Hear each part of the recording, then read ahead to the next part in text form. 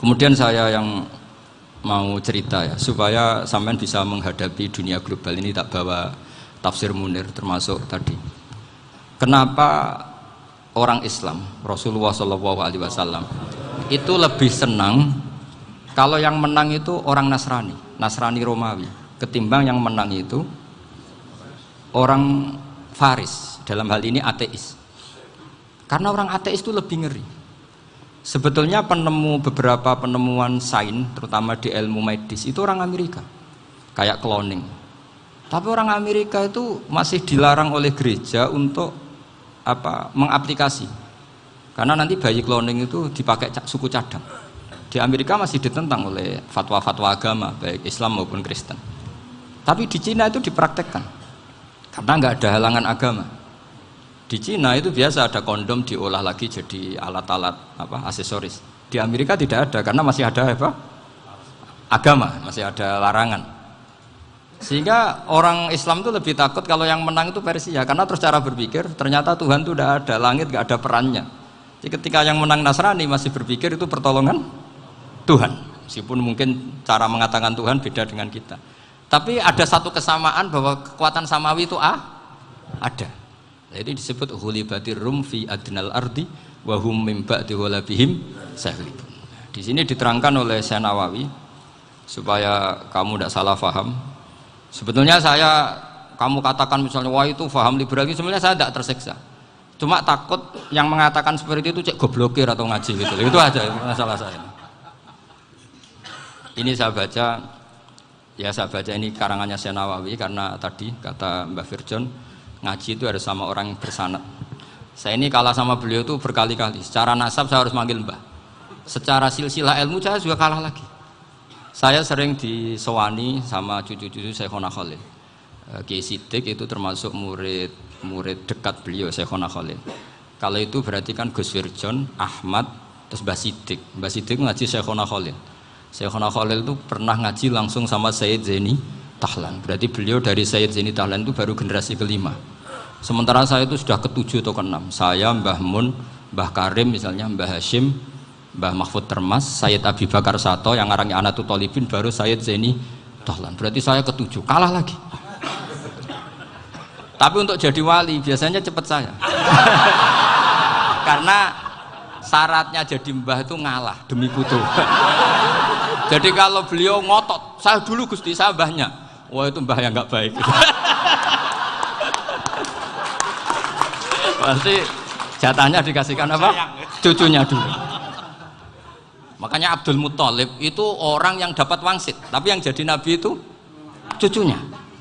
Jadi dalil saya banyak. Sebenarnya Abdul Muthalib itu sudah sering dapat wangsit.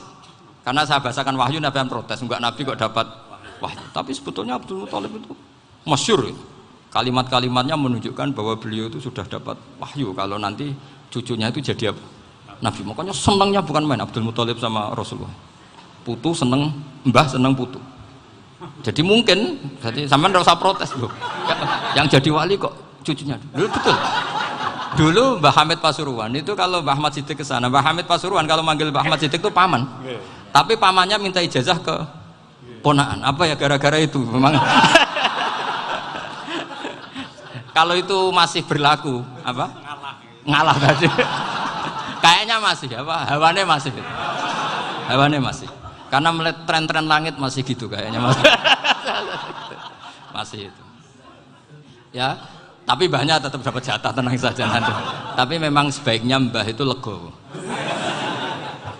Rasulullah Muhammad SAW itu terkenal min dzurriyyati Ibrahim. Tapi kata Rasulullah, ana dakwatu Ibrahim wa bisyaratu Isa. Aku nganti ngene iki barokah dongane Nabi siapa? Ibrahim. Jadi dongane Nabi Ibrahim ya tiba teng putu. Jadi banyak bukti bahwa jatuhnya ke putu gitu. Tadi saya di kamar sama beliau berduaan. Nih Mbah sing dadi wali dhisik ndi? Aku Mbah. Cocokan tadi. Nah, kenapa saya akhir-akhir ini gulirkan daftar wali? Kenapa? Saya ini resah ya, orang sudah ingin dicintai pejabat, dicintai tetangga, dicintai teman. Tapi kadang-kadang orang lupa lagi dicintai Allah. Makanya saya meskipun guyon, tapi ini amdan, bukan sahwan. Supaya orang punya cita-cita lagi jadi wali, ingin dicintai Allah. Kita ini terlalu lama ingin dicintai makhluk. Mbok ya naik kelas sedikit lah. Ingin dicintai Allah Subhanahu wa Ta'ala. Meskipun saya guyon, tapi tadi guyon saya tuh lebih serius ketimbang serius Anda. Karena tak pikir. Saya tuh kalau pergi itu seneng ngebis, bukan karena saya tidak punya mobil, tapi saya sering mau butuh itu supaya gak diganggu. Karena saya tuh harus punya waktu sendiri. Kalau bis kan ketemu orang nggak kenal, tapi sekarang ya agak susah, banyak yang kenal. Dan susahnya lagi nggak minta ijazah, minta foto. Aduh, repot tuh. Mau dibenci itu umatnya Rasulullah Shallallahu Alaihi Wasallam. Mau disetujui itu sanatnya mana? Kalau ketemu orang alim minta apa? Foto. Itu nggak ada sanatnya.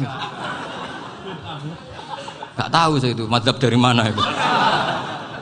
Ya mazhab milenial yang jelas itu kan. Ini tak baca ya biar dapat, karena ini kenangan saya sama Mbak Ahmad Siddiq. Saya masih ingat betul beliau ngisi kholnya Mbak Abdullah bin Umar, berarti abahnya Mbak Hamid. Karena mbah saya itu Fatimah binti Khalid bin Umar, kalau Mbak Hamid itu Hamid bin Abdullah bin Umar. Itu saya masih ingat betul zaman itu Mbak Hamid siap khol di Lasem itu rawuh, dan saya derek mbah saya karena masih misanan datang ke Lasem. Itu beliau pas itu ngisi sama Mbah Mun. Mbah Mun masih muda, Ki Ahmad Siddiq sepuh senior. Itu beliau cerita bahwa dulu ketika Indonesia dijajah Jepang itu para kiai mimpi dibacakan ayat ghulibatir rum fi adnal ardi wa hum mim ba'di ghalabihim salim. Terus ada kiai yang tanya, takwilannya gimana? Ya nanti Jepang pulang bukan karena kita yang mengalahkan, tapi Jepang ada yang mengalahkan sendiri meskipun tidak kita. Kayak dulu Faris tidak dikalahkan Islam tapi dikalahkan Romawi, tapi yang senang umat Islam. Wa yauma idzi yafrahul mu'min. Itu luar biasa ulama-ulama kita. Delalah kejadiannya Indonesia seperti itu. Yaitu kita tidak mengalahkan Jepang, tapi Jepang pulang sendiri karena dikalahkan apa? Sekutu. Ya ini saya baca. Ini tidak usah dicek bacanya benar apa enggak. Sudah aman apa? Aman. Karena kalau saya salah itu ya sengaja. Artinya ya sengaja saja. Ya biasa maksudnya. Saya kemarin ngisi di Pondok Peloso, di Pondok Al Munawir Jogja. Salah itu ada dua, ada salah memang benar-benar salah. Itu nggak apa-apa, bisa dimakfu. Karena mesti sangke wong goblok salah yang terus itu. Ada salah bawaan ilmu, itu repot tuh dadaninnya. Karena misalnya kita yang biasa belajar qiraah safah wayah sibuhu, mesti diulang lagi wayah sabuhu. Karena qiraahnya Imam Asim itu hasibah yah sabu, bi fathis sin. Sementara kita kalau ngaji kitab kulino yahsib. Sehingga kita yang biasa belajar safah itu kalau baca kitab itu kayak orang bingung. Kadang-kadang yang ngaji juga bingung. Gus Pak mau di bulan pilih ini. Ya tepat-tepatan. Ada yang mengatakan Gus Pak bingung, ada yang mengatakan Gus Pak alim alamah. Ya tepat-tepatan nasib tadi. Karena memang ya safah memang seperti itu. Misalnya kufuan. Kufuan itu Imam Asim baca kufuan. Tapi beliau punya murid namanya Syu'bah. Itu kalau baca kuf'an. Makanya kita itu, ini kan khataman Quran ya, jadi saya menyinggung sedikit tentang qiraah safah. Tadi beliau juga sudah tak kasih kitab saya Hifdzuna Liyadal Mushaf. Sama tak ajari latihan safah, memang angel ya. Makanya yang nggak bisa itu wong pinter, sudah tahu angel ya nggak usah diteruskan kan. Orang menghindari barang angel itu pinter apa goblok? Pinter. Berarti wong goblok pinter. Saya tuh makanya sama orang goblok tuh respect. Jadi orang alim tuh angel apa gampang? Angel. Menghindari barang angel pinter apa goblok? Loh, orang menghindari barang angel pinter apa goblok? Pinter. Berarti wong goblok pinter. Jadi saya sama orang-orang goblok itu respect. Sudah tahu jadi orang alim angel ya barang angel ya harus dihindari. Makanya saya ini insya Allah umatnya Nabi yang termasuk yang terbaik. Amin. Karena mencintai umatnya Nabi termasuk yang goblok. Waduh. Itu tidak gampang itu. Karena tadi sudah tahu ya. Seperti itu loh orang naik panjat pinang itu yang naik karena ingin hadiah. Yang nonton sudah tahu wah licin kok dinaikin mau keplodok ya. Tapi orang sepakat yang nonton juga pinter karena sudah tahu ribet kok. Tukun yang pasar kena lah apa mana. Sama juga gitu. Ngalim tafsir angel, ngalim fikih angel. Ada karek ngaji ngerekam kan gampang. Itu pinter apa goblok? Pinter. Iya. Makanya kula niku mbok burohno ngono tok. Saya tadi dinasihati Mbak Firjon, muga-muga hati saya selamat. Saya itu meskipun kata orang banyak, muhibbin saya banyak, tapi saya insya Allah tidak riya. Saya itu pakai kitab namanya Tasbitul Fuad, itu karangannya Said Abdul Al-Haddad. Ketika beliau punya muhibbin banyak ditanya, bagaimana ya Habib Anda menjaga hati Anda? Jamnya Said Abdul Al-Haddad itu unik. Innama azzamu Allah. Mereka itu sebenarnya menghormati Allah, cuma butuh sarana, dan itu saya. Jadi saya tahu sampean semua itu mencintai Quran, mencintai sunnah Rasul, mencintai hadis-hadis Rasul. Cuma sampean kan karena nggak paham, terus manfaatkan saya. Jadi sebenarnya saya ini korban. Korban. Jadi saya mau riak gimana? Korban kok mau. Bangganya di mana tuh? Coba sampean misalnya ngaji tafsir, belajar sendiri kan susah. Terkibnya susah, maknanya susah, bahkan beli kitabnya kadang tidak kuat. Loh, untuk jadi alim tafsir itu kan harus beli kitab. Loh, saya sering belajar kitab itu jutaan. Tafsir Tobari, saya pernah beli kitab Fakhrur Razi itu berapa coba? 27 jilid. Karangannya Fakhrur, belum karangannya ulama modern, Imam Sya'rawi. Itu berapa jilid? Itu jutaan. Saya kemarin juga dihadiahi kitab Pak Quraish Shihab namanya Faidul Bari fi Syarhil Bukhari. Pak Quraish Shihab yang terkenal. Dia sering diskusi sama saya. Saya ngasih hadiah beliau ngasih hadiah saya. Oh itu harganya nggak kuat. Tidak kuat kadang di Indonesia nggak ada coba. Dan sama orang hebat menghindari kesulitan itu.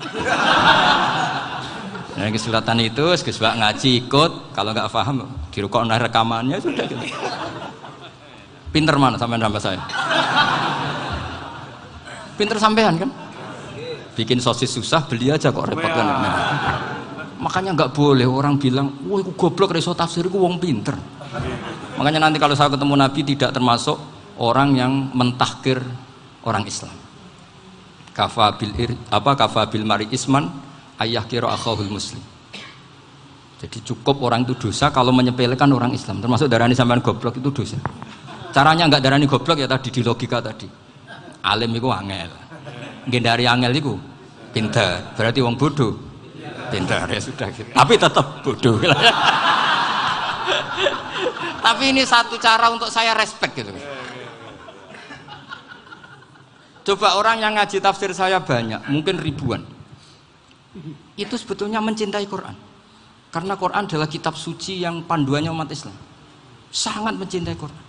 Terus kemudian mereka nggak paham. Terus mencari orang yang memahamkan. Burono lah cara Jawane. Terus keren saya itu di mana coba? Lah terus mereka kurang ajarnya gini, kalau paham itu ya alhamdulillah paham. Kowe nak ngaji Gus wae ngono tok. Tapi nek ora paham, ora nyalano akale. Mari Gus Ban nerangno cepet, mulane gak paham. Ora kok nyalano teke sing lelet. Maksud kan masyaallah naudzubillah tenan. Sebetulnya tingkat kurang ajarnya tinggi Gus sebenarnya. Jadi kalau nggak paham itu kadang nggak nyalahno uteke. Kayak mau misalnya, mau mari mikir ra jelas. Padahal misalnya jelas ora mesti paham, bodoh. Paham? Jadi kata Said Abdul Haddad, innama azzamu Allah. Sebenarnya mereka itu sangat menghormati Allah. Makanya kita nggak perlu mengatakan wasilah itu kafir, nggak akan. Karena orang tawasul sama Rasulullah itu ingin dapat ridhonya Allah lewat orang yang dicintai Allah.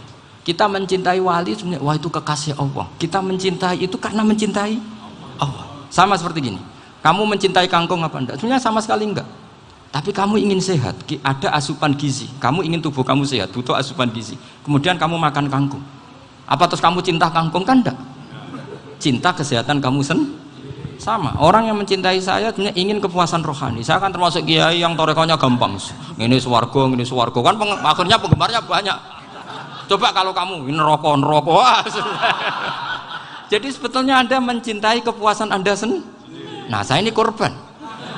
Makanya untuk masuk surga cepat saya, korban itu cepat. Da'watul mazlum la turaddu kan gitu. Laisa bainahu wa bainallah hijab. Jadi saya kalau dongo langsung seret langit. Karena mazlum. Saya sinau tafsir itu Pak, sampean bayangkan ada tafsir itu sudah 27 jilid. Sekarang Fakhrur Razi itu bulatnya bukan main. Karena dia ahli filsafat. Bulatnya Masya Allah. Sudah gitu sinau Jalalain kadang dikomen oleh Sawi. Sudah kita percaya Jalalain jebule dibuli Sawi. Percaya Sawi dikandani, oh iku Maliki rasa ribet. Sudah gitu sinau Qurtubi, sinau tafsir Tobari itu susahnya. Belinya susah, belajarnya susah. Padahal saya punya keluarga, punya istri, punya anak. Bayangkan kalau istri saya rewel kayak istri sampai Wah itu, tapi alhamdulillah enggak. Sama sekali enggak. Allah sudah milihkan, wah ini bahaya kalau punya istri rewel. Imam Sibawai itu kitabnya banyak, tapi yang terbukukan hanya kitab Sibawai. Karena beliau kalau sudah belajar lupa istri. Hanya pas beliau di pasar, kitabnya dibakar semua sama istrinya. Karena dianggap saingannya. Ternyata yang dicerai tidak kitabnya, malah istrinya. Itu Imam siapa? Sibawai. Tapi alhamdulillah kitab saya nggak terbakar, aman.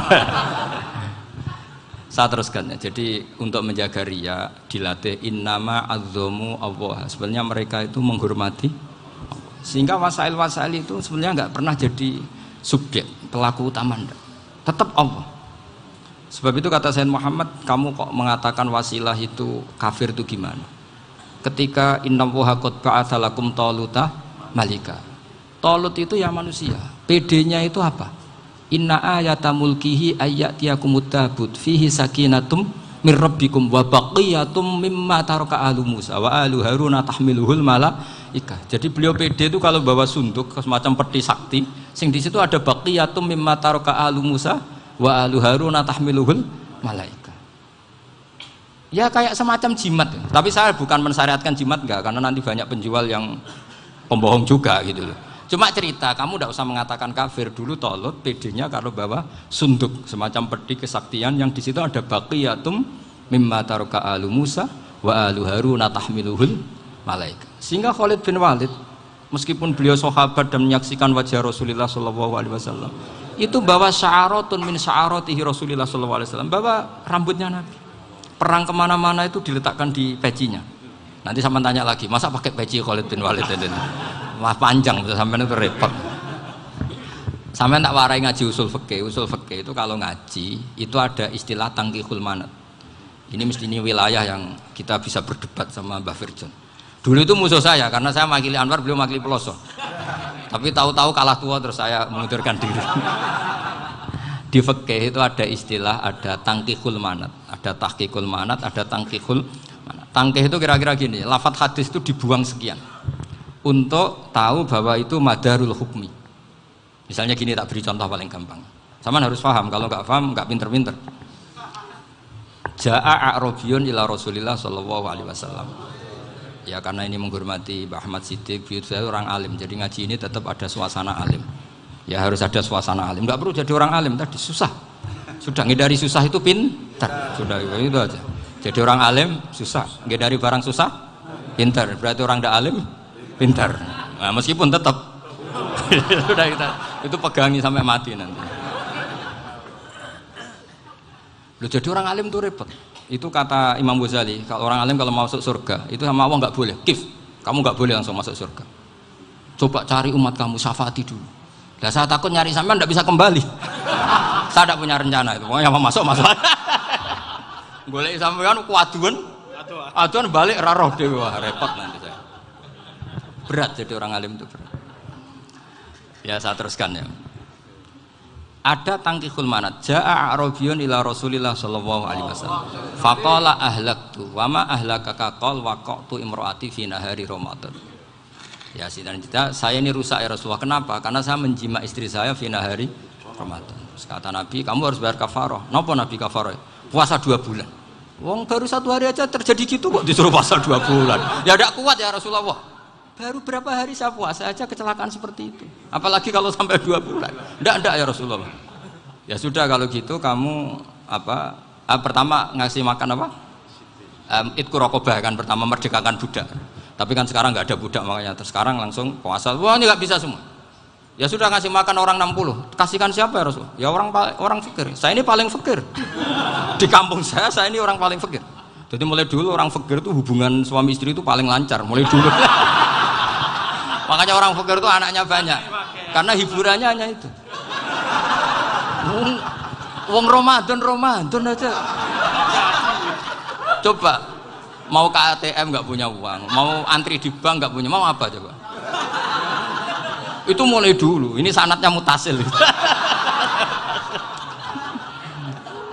Wah, akhirnya sudah sanksinya kan tadi ya idku raqabah atau puasa 2 bulan berturut-turut atau ngasih makan 60 orang miskin. Lalu kata ahli usul fikih, kata a'rabi dibuang, nggak menjadi catatan hukum. orang kota pun kalau melakukan itu juga kena sanksi yang sama. Imro'atahu juga dibuang. Andai kan itu dilakukan untuk amatnya juga ketentuannya sama. Nah sekarang perdebatan antara Imam Syafi'i dan Imam Malik begini. Sekarang pertanyaan gini, jima istri itu hukumnya boleh apa haram? Boleh kan? Lalu kalau ada orang tanpa udzur kemudian makan siang-siang, cara Imam Malik hukumnya sama, harus kena sanksi yang sama. Karena sama-sama hadku hurmati Ramadan bighairi udzrin syar'iyyin. Sama-sama merusak hukum Ramadan tanpa udzur syar'. Lo jima itu tidak zina. Kan hukumnya jaiz. Nah, sekarang makan hukumnya jaiz, harusnya juga kena ketentuan yang sama. Cara pikirannya Imam Malik. Nah, alhamdulillah Imam Syafi'i gak setuju. Wah, cara setuju repot. Bahkan orang-orang Syafi'i sudah punya khilaf, kalau gitu minum dulu. Iya, biar gak kena. Iya, biar iftarnya pakai minum. Setelah minum baru jima kan. Ini sudah menyiapkan khilafnya. Ini khas Syafi'i ini, bongsong rekayasa hukum. Nanti bisa belajar jauh cara ngakali hukum. Makanya guyonan yang masyhur Gus Dur itu gitu. Ada seorang kiai atau Gus lah, ya punya salah, namanya manusia kan punya salah, entah cangkruk entah apa, pokoknya punya salah. Ada wartawan yang ngiranya semua kiai itu orang suci, sehingga tanya sama Gus Dur, Gus itu ada kiai kok, ya pokoknya salah lah. Tapi jangan bayangkan dosa besar, enggak, kecil-kecil aja. Itu gimana itu? Padahal kiai kan orang suci. Jawabnya Gus Dur lucu. Ya justru yang boleh salah itu para kiai. Kalau kamu nggak boleh. Loh, kok bisa Gus? Karena mereka tahu caranya tobat. Repot. Kalau kamu nggak tahu caranya. Sama pelanggaran hukum itu ya harus pakar-pakar hukum. Itu yang tahu caranya rekayasa. Kalau kamu ya kena pasal kan ya. Jadi kamu jangan niru saya ini punya sekian cara untuk kembali. Nah, itu namanya khilah. Makanya kata Sayyid Muhammad, kamu tidak usah anti khilah. Karena Abu Hanifah itu membolehkan khilah, kitabul khiyal. Yang penting kamu soleh dulu. Setelah soleh nanti Allah maklumi. Soleh dulu, syaratnya soleh dulu. Kalau tidak soleh jangan. Contohnya gini, ada orang mau puasa lemes sekali, mau makan. Gampang. Kalau langsung makan kan kayak hadku hormati Ramadan biwiri udrin syar'iyyin. Aku langsung mau jembera sowan Mbah Firjon. Sudah status saya apa? Musafir. Ya sudah, berangkat aja sampai Tuban makan. Nanti kalau nggak jadi ya nggak apa-apa sudah. Kan mulai pergi sudah musafir. Saya tidak tahu nanti malaikat tertarik gebuki nggak tahu. Tapi itu ada khilahnya. Asal soleh lah.